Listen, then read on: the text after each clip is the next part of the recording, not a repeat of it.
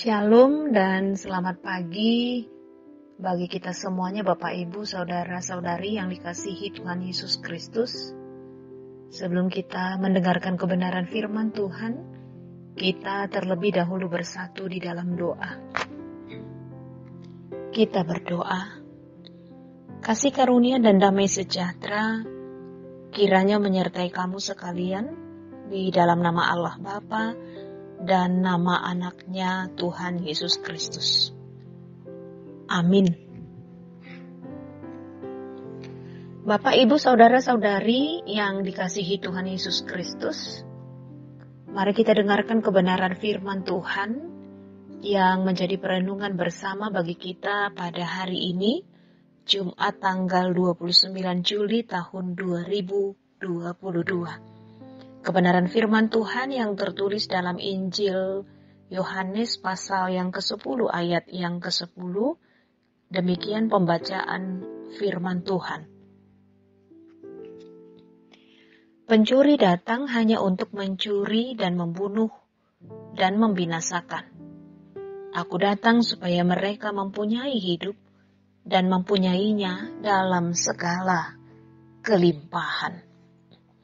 Dalam bahasa Batak dikatakan nanggopana ko holan manakui maniati jala mga godo ubahin naro. Alayang guahu asa adong hanguluat dinasida pola marlubi-lubi dinasida ubahin naro.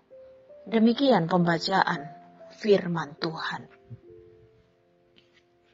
Bapak, Ibu, Saudara, Saudari yang dikasihi Tuhan Yesus Kristus, perumpamaan tentang gembala yang baik, sebagaimana yang disebutkan dalam Injil Yohanes pasal yang ke-10 ini adalah salah satu perumpamaan yang diajarkan oleh Yesus kepada murid-muridnya. Yesus menyaksikan dirinya dengan menggunakan metafora tentang gembala yang baik, bukan untuk promosi atau berkaitan dengan kuasa, namun justru lebih menunjuk kepada tanggung jawab sebagai seorang gembala yang baik. Gambaran tentang Allah sebagai gembala sebenarnya sudah ada sejak Perjanjian Lama. Misalnya diberitakan dalam Keluaran pasal 15 ayat 13, ketika Allah menuntun umatnya keluar dari Mesir dan dari pembuangan Babel yang disaksikan dalam Mazmur pasal 44 ayat yang ke-12 sampai ayat yang ke-24. Kemudian kita tentu tak asing lagi dengan Mazmur pasal 23. Gambaran Allah sebagai gembala yang disaksikan oleh pemazmur. Membaringkan aku di padang yang berumput hijau, membimbing aku ke air yang tenang, menuntun aku di jalan yang benar. Seperti seorang gembala yang menjaga domba-dombanya, demikian juga halnya dengan Allah yang menjaga anak-anaknya. Bapak, Ibu, Saudara-saudari yang dikasihi Tuhan Yesus Kristus, tetapi dalam Injil Yohanes pasal 10 ini, Tuhan Yesus menyatakan hal yang lebih besar lagi. Dia sangat mengasihi domba-dombanya karena mereka adalah kepunyaannya. Apapun akan dia lakukan demi domba-dombanya. Bahkan dia rela memberikan nyawanya sendiri demi menyelamatkan mereka. Itulah sebabnya Tuhan Yesus menggambarkan dirinya sebagai gembala yang baik. Kualitas kebaikan yang ditunjukkan oleh Tuhan Yesus ini sangatlah berlawanan dengan para gembala upahan. Mereka hanya menjaga domba karena mendapat upah. Mereka tidak ada rasa memiliki terhadap domba-domba itu, dan ketika ada serangan binatang buas, mereka akan menyelamatkan diri tanpa peduli terhadap keselamatan domba yang ditinggalkannya. Namun Yesus sebagai gembala yang baik sangatlah berbeda. Ia peduli terhadap keselamatan domba-dombanya.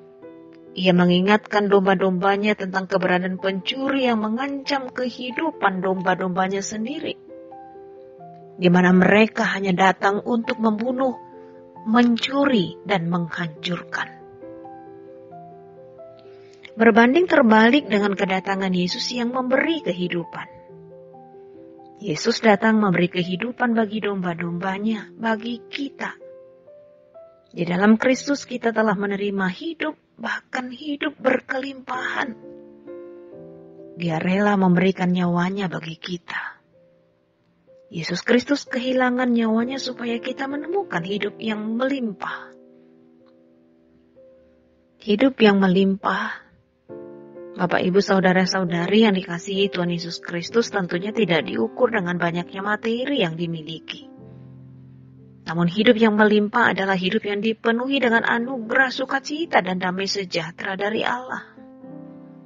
Hidup yang selalu dipuaskan oleh relasi dengan Allah Bapa dan menjadi berkat bagi banyak orang. Persis seperti hidup yang diteladani Tuhan Yesus,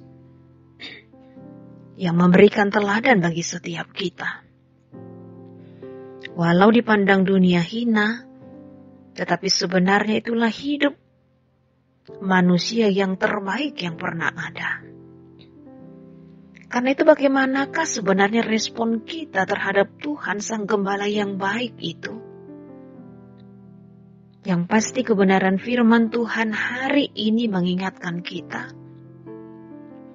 Marilah kita mempercayakan hidup kita sepenuhnya kepadanya.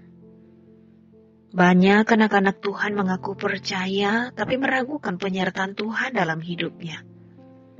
Terutama saat dalam kenyataannya, hidup mereka berjalan tidak seperti yang diinginkan. Sementara kehidupan anak-anak Tuhan itu, ada yang mengibaratkan seperti naik roller coaster. Kita bisa berteriak ketakutan dan merasa mual, tetapi asalkan tetap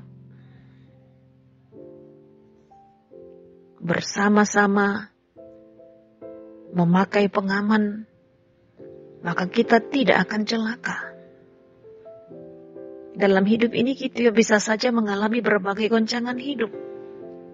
Tetapi jika kita selalu berada dalam dekapan Sang Gembala, maka kita akan aman. Karena tidak akan ada satu goncangan pun yang akan menggugurkan iman kita dan memisahkan kita dari kasih Tuhan.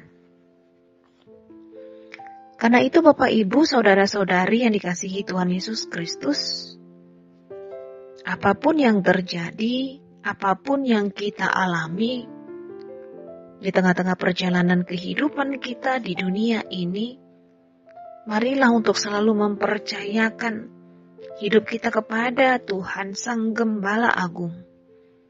Karena Ia selalu ada bersama-sama dengan kita.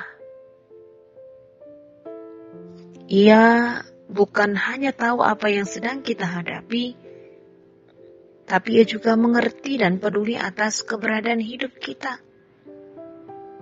Ia akan memberikan jalan keluar atas setiap persoalan, pergumulan, tantangan apapun yang kita hadapi di sepanjang pergumulan kita. Ketika kita sadar bahwa kita tidak dapat berjalan sendiri atau mengandalkan kekuatan kita, maka patutlah kita menyerahkan hidup kita kepada Tuhan Sang Gembala Agung itu, yang bahkan dengan rela mengorbankan nyawanya demi kita. Oleh karena itu, sebagai anak-anaknya kita pun terpanggil untuk menggembalakan orang-orang yang Tuhan percayakan dalam hidup kita, dalam keberadaan kita, dengan sukarela dan penuh pengabdian kepada Allah. Tuhan juga menginginkan agar kita menjadi orang-orang yang bertanggung jawab dalam kehidupan kita. Dan Tuhan Sang Gembala Agung tentunya menjadi teladan utama dalam kehidupan kita. Yang pasti Tuhan akan selalu menolong dan menguatkan kita dalam mengemban setiap tugas dan tanggung jawab yang Tuhan percayakan kepada kita. Asalkan kita tetap dengan rendah hati mau dibimbing dan dituntun oleh Tuhan, sehingga hidup kita selalu menjadi hidup yang berkenan di hadapannya. Bahkan hidup kita menjadi hidup yang selalu menjadi berkat bagi orang-orang di sekitar kita. Tetaplah menyandarkan hidup kita kepada Tuhan, karena Ia sesungguhnya Sang Gembala yang baik, yang menghantarkan kita pada tujuan kita. Amin, kita berdoa. Kami bersyukur Bapa di dalam surga, dalam Kristus Yesus Sang Gembala Agung, yang menggembalakan hidup kami, menuntun kami, menguatkan kami, membimbing kami, menghantarkan kami pada tujuan kami. Kami bersyukur ya Tuhan, karena Engkau juga menganugerahkan kami hidup yang penuh kelimpahan, penuh sukacita, damai sejahtera, sehingga kami tidak khawatir dan tidak takut menjalani kehidupan kami, karena Tuhan selalu ada untuk kami. Ajarlah kami untuk senantiasa meyakini penyertaan Tuhan selalu ada, sehingga kami dimampukan untuk hidup seturut dengan kehendak Tuhan. Kuatkan kami menjalani hari ini ya Tuhan. Kuasailah hati dan pikiran kami, Roh Kudus-Mu selalu ada bersama-sama dengan kami. Ampunilah kami atas segala dosa dan pelanggaran kami. Dalam kasih Kristus Yesus kami sudah berdoa dan mengucap syukur. Amin.